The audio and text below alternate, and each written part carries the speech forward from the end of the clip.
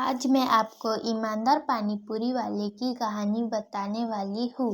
एक छोटे से कस्बे में सूरज नाम का एक पानी पूरी वाला रहता था।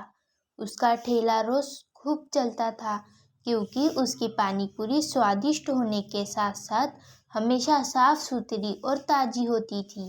एक दिन उसका ग्राहक शर्मा जी गलती से अपनी जेब से गिरे हुए 2000 रुपये उसके ठेले के पास छोड़ गए।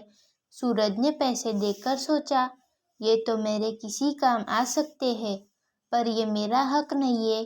शाम होते ही जब शर्मा जी वापस परेशान सा चेहरा लेकर आए तो सूरज ने मुस्कुराते हुए कहा, क्या आप कुछ ढूंढ रहे हैं? ये आपके ही पैसे होंगे। और पैसे लौटा दिए। शर्मा जी भावुक हो गए और बोले, बेटा आजकल ऐसी ईमानदारी बहुत कम मिलती है।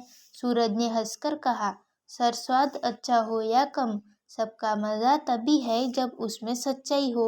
सीख, ईमानदारी छोटी हो या बड़ी, इंसान की सबसे बड़ी पहचान होती है।